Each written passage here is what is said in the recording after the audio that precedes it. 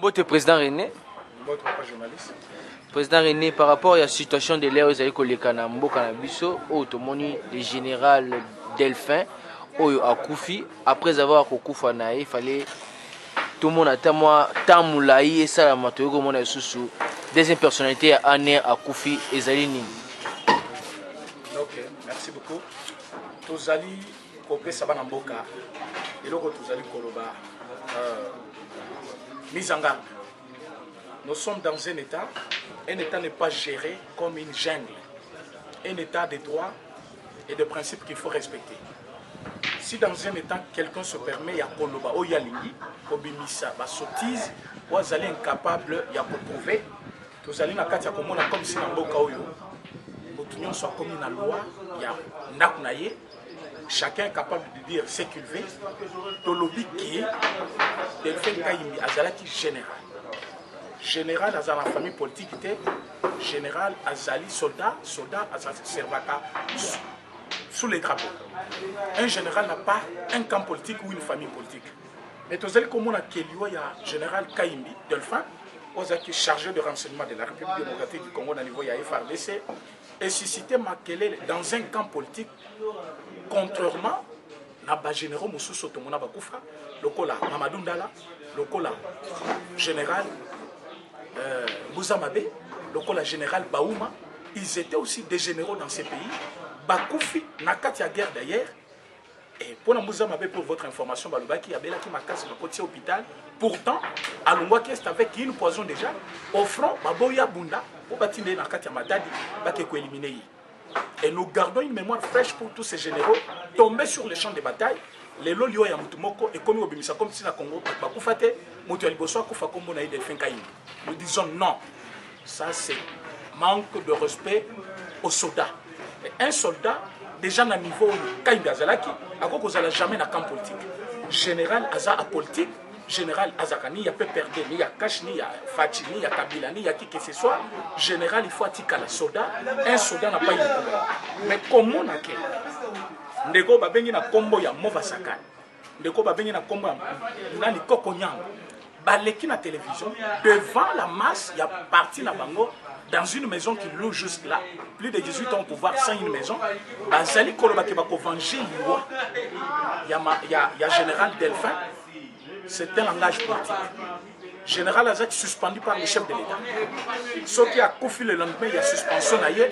La mort n'attend pas une circonstance pour y aller. Comme si Bandekwana Bazali Koloba se venger, c'est-à-dire qu'il faut pas bomber le chef de l'État. Ça, c'est un langage politique. Nous mettons en garde le PPRD qui disent que Baza capable d'éliminer le chef de l'État pour nous revenir au pouvoir. C'est une blague et amalgame dans un pays où il y a les lois. Pêcheurs de Seyamouana. Si vous êtes capable de dire la loi, c'est bien de prendre au mot Baninga ou Bazali Koloba n'importe quoi. La loi du pays est bafouée et éternie par un groupe de gens, un groupe d'individus. Au Bazali comme si Bango, l'équipe a tenu sur la makasi, Toyebisi Bango, so Bazali Kokoba, so Bazali continuer, Nakosa la Bouzoba Wana, Biso, Tozali à mesure. Il y a pour mettre Bango chez nous avec la justice. Il y a ceux qui Bazali Kokoba, nous allons faire ce qu'il faut faire pour que Bango n'abisso Tokutana. Mais cette fois-ci, que vous allez niveau il y a parquet. Alors, vous allez conseiller la pêche et la sika. Vous allez Flori Kabanga. Le col où il y a un pays où au Kouti, il y a des lois, il y a des principes. Soit Makambo en charge.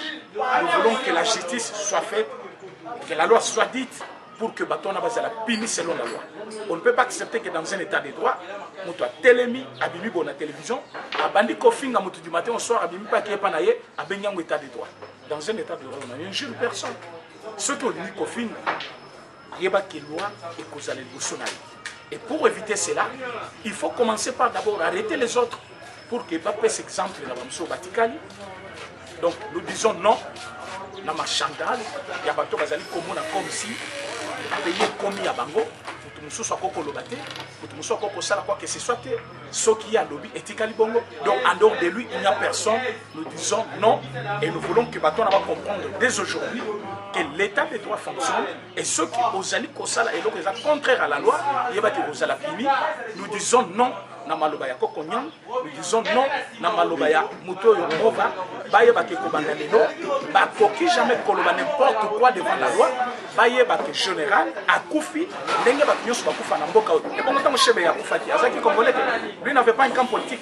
Tant Rosimo qui dit akufaki, azaki mutute, azaki na camp politique te boté te akufi na mboka, lui azaki mutute. Donc lelo 13 kapanga la kufi bobeti masasi. Muto abeti masasi ti lelo azotambola. La police là continue à marcher, à sa libre. Tout le monde qui est dans le palais du peuple, pas Katimbangu.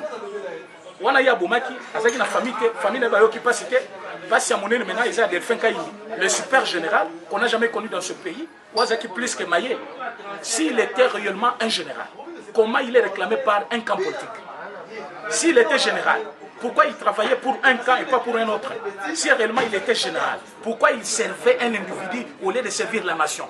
Parce que s'il servait la nation, c'est la nation congolaise, il fallait balayer. Ce n'est pas un camp politique. Pourquoi Delphin Kaïmia Koufi, au lieu que le Congo balayer, c'est un camp politique basé pour les layer? Donc nous disons non, la bêtise, si vous voulez que le pays soit en fait comme Goloba qui est paralysé, vous allez trouver une barrière. Et ces jours-là, vous allez comprendre que vous êtes en train de vous tromper. On ne cède jamais une femme à quelqu'un. Oui, ça qui va tout aussi ici. Quand on s'y qui a aux 2023. Il y a aussi ici pour 2 ans. Une année déjà aujourd'hui, 1 mois et 8 jours. Vous allez aux Elanines. Nous avons dit ce que réellement Azala qui est coupable, il méritait des sanctions. Et après d'abord, vous allez sanctionner. C'est normal. Et Moutouami Balo Akoufi, pour votre information, Azali Léon, Azali chargé, il y a service contre-espionnage à niveau Yané. Mais il est retrouvé aussi mort le lundi. Mais entre-temps, Edi Kapen dans la prison qu'il est. Botika la paix au bimaté, au banon biso bakatangé, tous allez réclamer Edi Kapen de Bassambissé publiquement, parce que Edi Kapen de Bassambissangaï publiquement. Pour la baba vérité. Edi Kapen est en train de demander Bassambissaï publiquement pour la baba vérité. Pourquoi Batua Katanga au Bazali Koloba, les lobbies sont bakatangé, Batika la côté les Basenga, Bassambissa. Edi Kapen de publiquement pour la vérité. Là, Yazaki Katangé, mais il est Katangé. Il fallait que Senga paix. Audience publique, il y a Edi Kapen. Vous allez Senga. Liwaya, Delphin Kaïmi, mais quand vous vous dites que Azali Moutounabino, et puis Moutazali Kosa communiqué, on a zolo bani na souka, alors il va katange botelema, babomé libino général. Donc ça veut dire quoi? Bazali Koluka tribu et téléma contre tribu Moussous, bazolka guerre civile. Et Moutazali Koluka guerre civile, là c'est les gens en prison. Place les gens en prison, Yamotolobi et Lokwana, ça doit cesser. Ça doit cesser. Et ceux qui vont aller au Koba, dans ce moment-là, c'est fatigué. Président René, par rapport à un mandataire Oyobongi Bokabola na FCC, Tosuki Wapi. Le mandataire, chef de l'État, est le seul responsable. Yende Moutou économie, Yenda Yebi, à niveau de Touzali. Pour le moment, je pense que toutes les 2 plateformes vont aller pour diriger le pays, FCC Cash, la Sanganaki, Babimisi Balis Nabango, mais il faut nommer Azali chef de l'État et il faut bailler bater na SNCC bakonomete, na Jekamil bakonomete, chef de l'État n'a pas déjà. Ils avaient dit que pour bloquer bakonomé batukunate. Pour condimater Yuma a fonctionné, soit exercé. Pour condimater Kyung a exercé, mais les lots, beaucoup de monde a Kyung a Koussala, Albert Yuma a Koussala, parce que Bazaki nommé par chef de l'État, et de ce ya Yuma et Kokutaye na Katia fonctionnaye, s'il faut to soyez, to soyez, na Katia fonction, de Bakaniye, Batie na prison. Tout ça na niveau.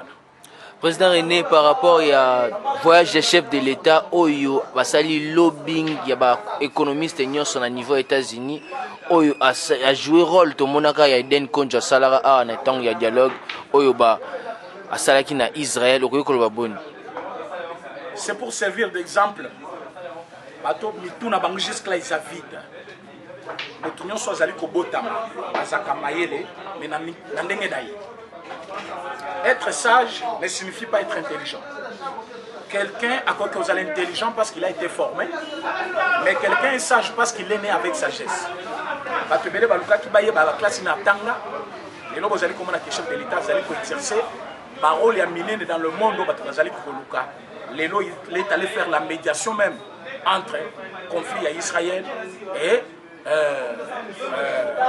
Palestine. Ce qui ne pouvait pas être fait par un Congolais.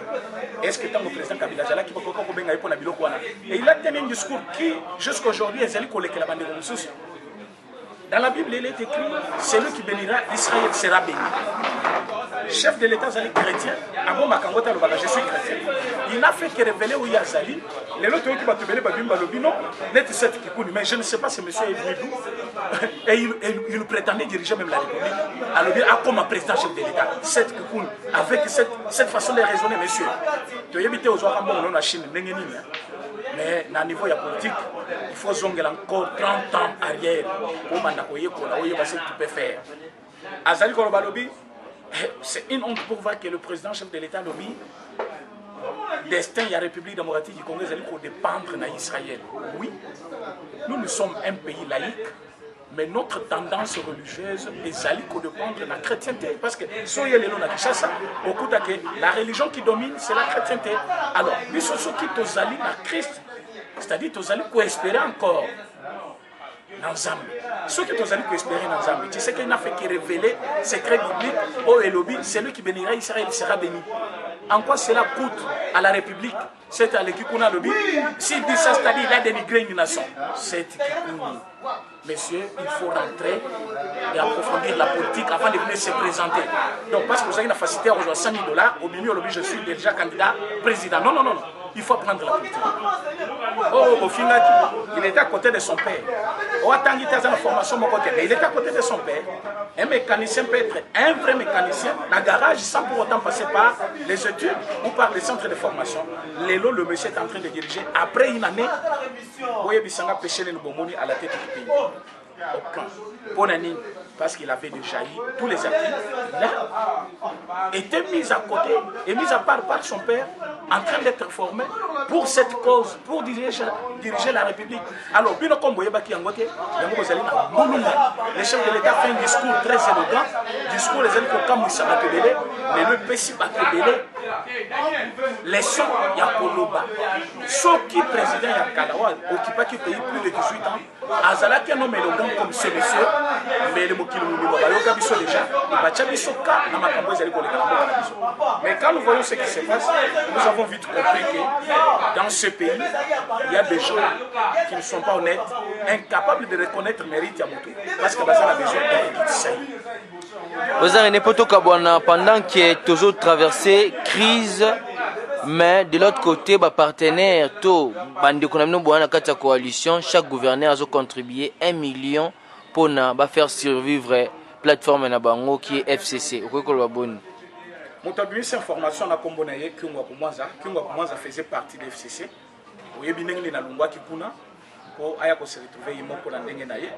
Il a révélé que chaque gouverneur de FCC a verser dans compte il y a parti $1 million chaque. $1 million, mon frère ami, ce n'est pas peu d'argent.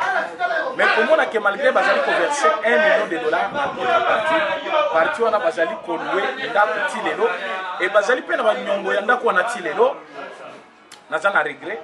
Comment on a que plus de 18 ans au pouvoir, vous allez profiter de la nanda pour $3 000 et là pour on a plus de 3 ans. Les alliés pour ça la passe mais pas s'il y a plus les alliés que les membres de la contribuable congolais. Lui, le gouverneur, trouve où cet argent, 1 million, pour la trésor public, à qui contient la compte, il y a un parti politique. C'est-à-dire, il vole. Voilà pourquoi l'enquête doit être dirigentée. La compte va gouverneur tout, et surtout la gouverneur va la FCC. Pour que ça va placer le besoin d'un bon wana, et bah chaque mois on continue la compte na bango ya Dani. Et si possible, s'il faut les mettre devant la justice, bacha bango la justice, ba foutre un bongo pour que biso ba mususu toyeba. Pour combo que zali kozonga sima. Pendant que bongo mususu ezali kokota la compte ya parti politique et vivaka na bongo ba contribuable baza banani ba membre ya parti wana.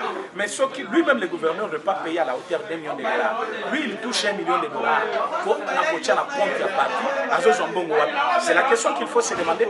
Voilà pourquoi nous demandons la ministre intérieure monsieur Gilbert Kankone. Il ne faut pas rêver là-bas, hein monsieur. Vous allez voir excellence, le ministre, pour na kosala mosala quand bazali ko bengo excellence wana au mona kaka ya lukumu te mais lukumu bazo peso c'est par rapport à mosala il faut sala na minute ba gouverneur wana il faut les serrer il faut les contrôler il faut savoir ce qu'ils sont en train de faire là-bas hein monsieur le Jules Hubert Ozali ministre de l'intérieur donc on a prérogative na yo donc ouais na kati ya mukumba na yo il faut saler lango comme il faut. Il faut tala dans le gouverneur wana oye bambongo wana $1 million bazali ko contribuer nango na katia parti na bango FCC nani peut-être bazali ko jongwa ceux qui bazali ko jongwa ya caisse ya province il faut basambisa bango et chaque gouverneur a fouta pona yango s'il faut même pour que de plus loin pour mettre même parti wana en accusation pour que parti wana a fouta mbongo nyoso yazali ko jongwa parce que tango parti azali ko obligé bango azali ko tinda bango na moyibi. Donc c'est une incitation au vol. Et il faut bafunda bango, bakanga bango, selon la loi aussi. Parce que tant que bango bazali kopesa, na moyibi, na wazali ko bombela ye, bango nyoso bazandenge moko. Lui dira non, je suis parti politique, mosala nanga ezali ko yamba, badon ezali ko uta na banane. Mais c'est toi qui es obligé. Pourquoi bango nyoso bazo pesa montant moko? Donc ezali contribution ezali bango yo fonctionner bango, yango bazali ko futa $1 million. Et si c'est $1 million par gouverneur, faut combien de gouverneurs? Donc ils ont quel budget par mois? Et contribution à bango pour payer ça. Nous sommes arrivés à la fin, il y a interview na biso mot de la fin on a peuple congolais nyos. Mot de la fin exact. Nous sommes un pays influent dans ces continents d'Afrique. Comment on a communaliser mboka na biso jusqu'à trouver comme si notre pays dépendait d'un autre. C'est grave. Donc si on va citer Rwanda, au monde Rwanda comme si c'était un pays, je ne sais pas comprendre comment les lois mboka na biso. On peut considérer le Rwanda comme un pays le plus puissant d'Afrique, avec quel minerai, avec quelle richesse, pour la communauté Congo, où est le pays le plus puissant de l'Afrique centrale. Voilà pourquoi nous sommes en train de travailler pour remettre Mboka na biso sur la bonne base. Qu'on lutte d'abord contre la corruption qui mine notre économie, qu'on lutte contre les antivaleurs. Ils ont gangréné la richesse na biso. Comment trouvez-vous un gouverneur contribuer à la hauteur d'$1 million? Un ministre contribue à la hauteur de $30 000 chaque mois dans un parti politique. Pourtant, il y a majoritaire dans le gouvernement. Donc, l'économie, tout y a gouvernement, et ils sont dans un parti politique. Et bon, on a des gens qui sont dans la Tanzanie, et les capables Rwanda, et comme en Tanganyika, comme ça, ça la rébellion. Et ces rébellions, va congolais. Après, le guerre est facilité. Mais banane, ils vont entretenir la guerre de l'Est. Ce sont là, ils sont là en train d'entretenir une guerre. Voilà pourquoi Zoé ne doit pas rentrer. Il faut que Zoé Kabila soit d'abord jugé ici, retenu ici, à l'Obanabiso, Minduke Utakiwapi. Et zo comme en Tanganyika, par quel moyen? Un gouverneur. Ce n'est pas un gouvernement central. Un gouverneur n'a pas les droits, il y a reçu Minduki, mais lui avait commandé ses armes avec quelle autorisation et il est en communication avec qui, il coopère avec quel pays jusqu'à ce que la clarté soit faite. Donc Zoé ne peut pas sortir le pays, Kalev ne peut pas sortir le pays, Chadar ne peut pas sortir le pays, Jeannette Kabila ne peut pas sortir le pays jusqu'à ce que clarté Kozala. Justice à ça l'enquête naïe, va trouver un bon bango et côté qui par quelle banque pour rejoindre le côté Basomaki Meluki et Banani Bazali pour collaborer na bango. J'ai dit merci à la diplomatie à chef de l'État. Ndenge Bakangi, le monsieur Oyo a intercepté à niveau à Moscou avec plus de 368 millions d'euros. Azali Kocha la Citibank à Moscou, Bakangi Bongoana, la diplomatie en marche. Azotambola ba voyage bidon. Pourquoi Azotambola, Azosala ba voyage. Mais diplomatie wa salna bamboka mususu. Tous les pays du monde sont aujourd'hui au service de la RDC.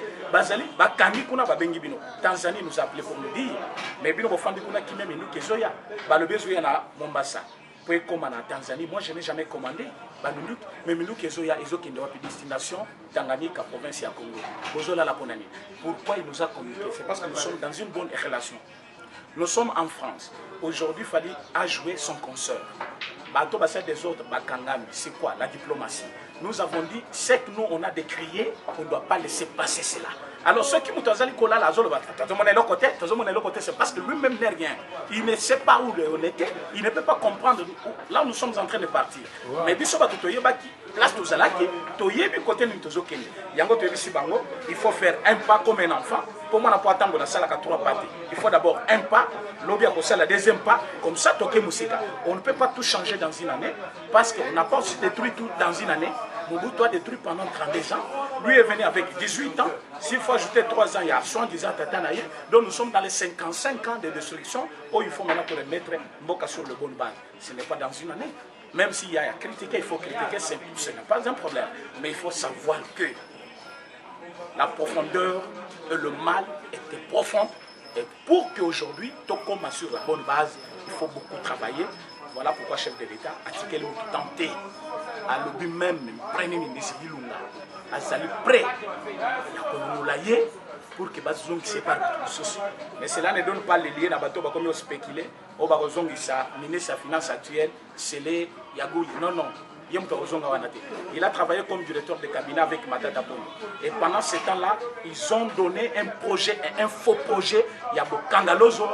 Aujourd'hui, un projet après 5 ans, incapable de donner même un grain de maïs au peuple congolais. Les lots qui sont dans Moujuma, ils ont combien?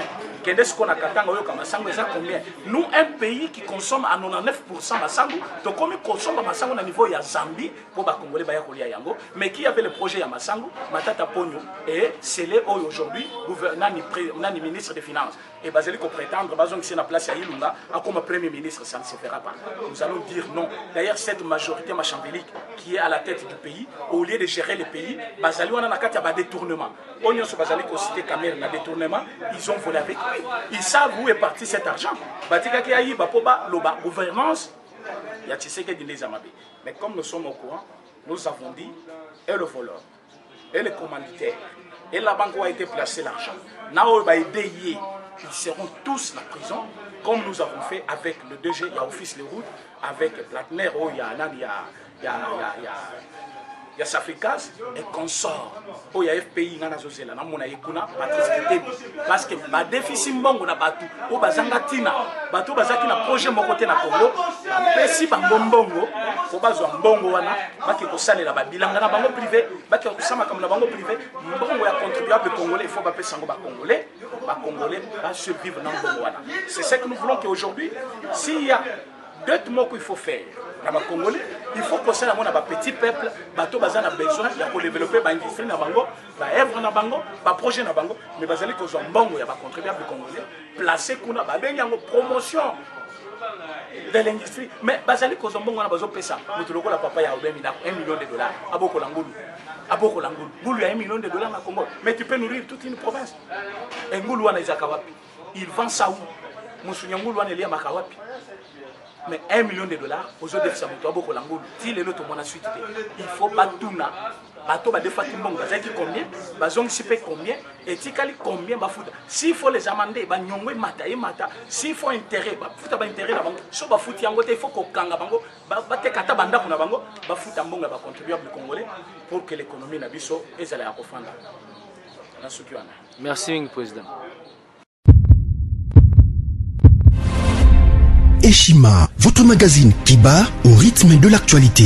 Une réponse à vos besoins en information, un éclairage dans divers domaines. Impartial, documenté, instructif. Eshima au cœur de l'info. Retrouvez la nouvelle édition. Exclusivité, Sakombi Molendo, le réformiste qui vient stopper l'hémorragie, suspension des fonctionnaires peu intègre, numérisation des titres fonciers et climat de confiance avec les collaborateurs, le nouveau gestionnaire des terres congolaises fixe les nouvelles règles de jeu. Focus, Lambert Mindi, Omalanga, le souverainisme comme un dogme.